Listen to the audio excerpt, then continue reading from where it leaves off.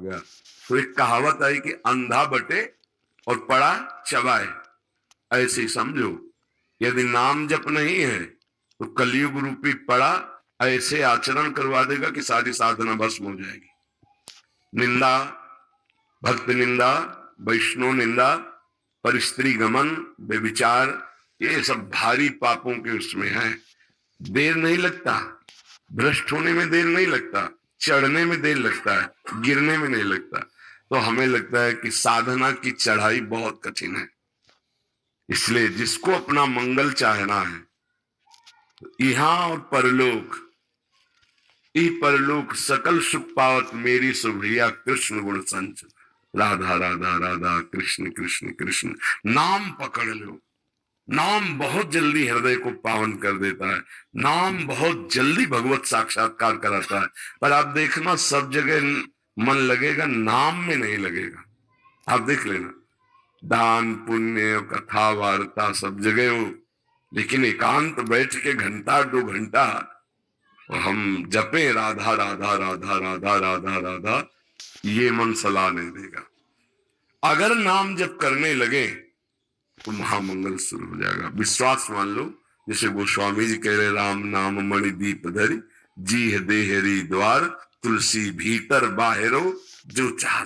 जो नाम जप करता है संसार में भी सुखी रहता है और भगवान को भी प्रसन्न करके भगवत प्राप्ति कर लेता है। इसलिए नाम जप करो, अच्छे आचरण वाले बनो। ये गंदे आचरण सबके अंदर हैं, इनको हटाने के लिए हमें मानव देह मिला है, बढ़ाने के लिए नहीं। पूर्व जन्मों के संस्कार से वो सब हैं यहाँ, पर आग लगाने के लिए हम आए हैं, समस्त गंदे संस्कारों को भस्म करने के लिए। अब कुसंग मिल गया तो वो और बढ़ गए, सत्संग मिल गया तो मिट गए। बस अंतर ये है, सत्संग से सुमति बढ़ती है और कुसंग से कुमति बढ़ती है। होती दोनों सबके पास है, सुमति कुमति सबके उर लाए। भगवान ने कृपा करके सत्संग दिया है, इसका मतलब है हमारी सुमति बढ़नी चाहिए, इसका मतलब हमारे गंदे आचरण बंद होने चाहिए, इसका मतलब है नाम जब शुरू हो जाना चाहिए। हमें इसी जन्म में भगवत प्राप्ति करनी है। पूरे जीवन की तुम्हें बात बता रहे, सब साधना का सार है हर क्षण मन का प्रभु में लगे रहना। देखो, गोपी जन गृहस्थ में प्रगट रूप में थी, उनके पति थे, पुत्र थे, परिवार पूरा था ना। और परम हंसों ने गोपी जन की चरण वंदना की, सुखदेव जी, उद्धव जी, बड़े बड़े महापुरुषों ने। क्यों?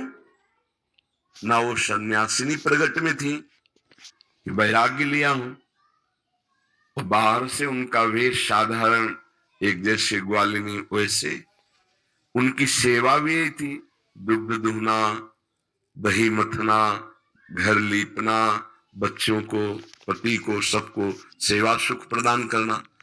तो ये परमहंसों के द्वारा वंदनी हुई और गोपी प्रेम की ध्वजा कही गई। और विश्व जानता है कि गोपियों का स्थान कहां है, परम प्रेम में भगवान श्री कृष्ण जिनसे कहते मैं तुम्हारा ऋणी हूं, इससे बढ़कर और क्या हो सकता है।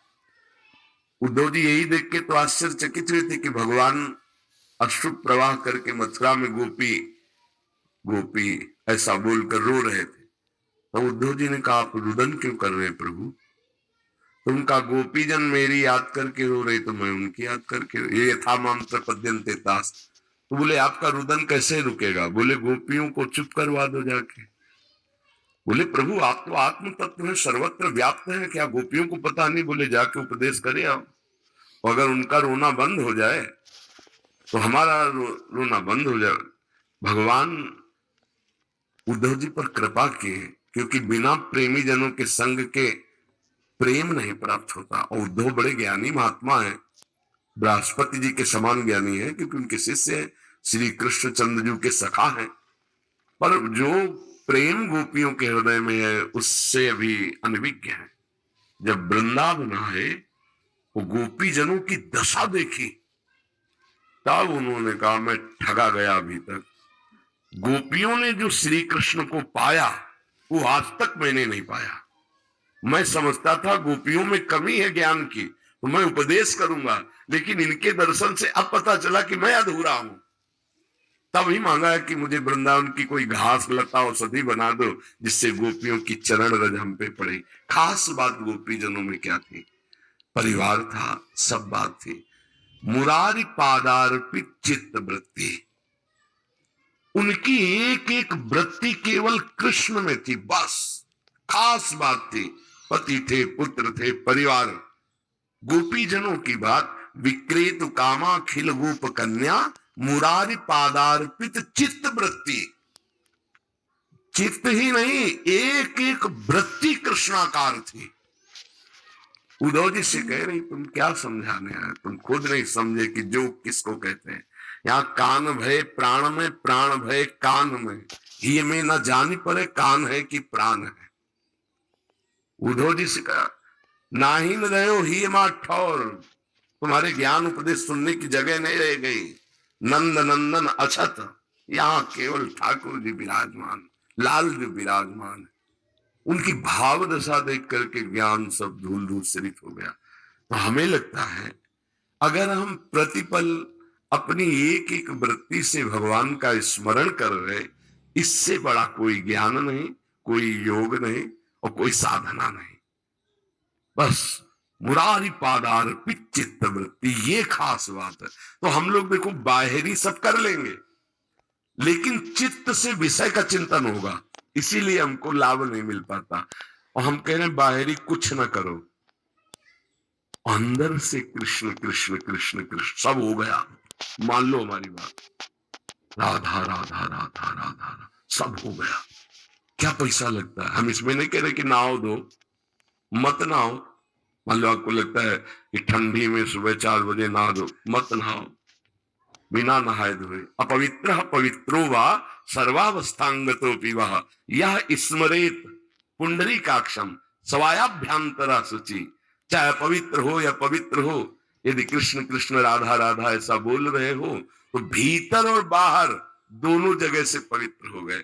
और आप ही पवित्र नहीं हुए, मम भक्ति युक्तो भुवनम पुनातु, लोगों को पावन करने की सामर्थ्य आ गई।